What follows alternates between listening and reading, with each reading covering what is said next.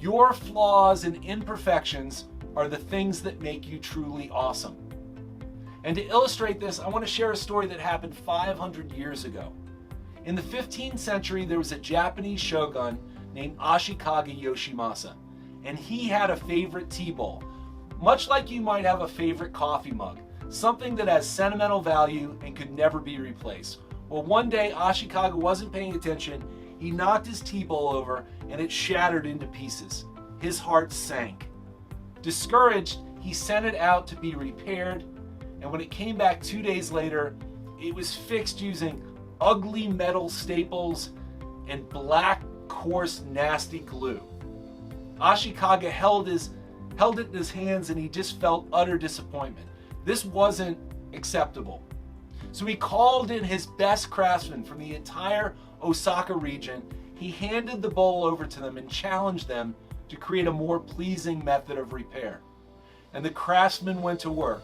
They carefully took apart the pieces, they cleaned them, they removed the staples and the black, coarse, ugly glue. And after cleaning each piece, they began to use lacquer and gold to meticulously repair the cracks.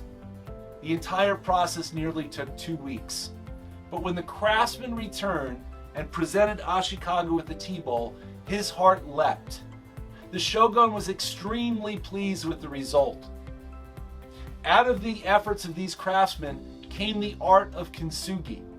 Kintsugi in Japanese translates to golden joinery and has become a metaphor for embracing your flaws. It espouses the idea that the broken is more beautiful than the pristine. The gold is used intentionally to call attention to the breaks instead of trying to conceal them.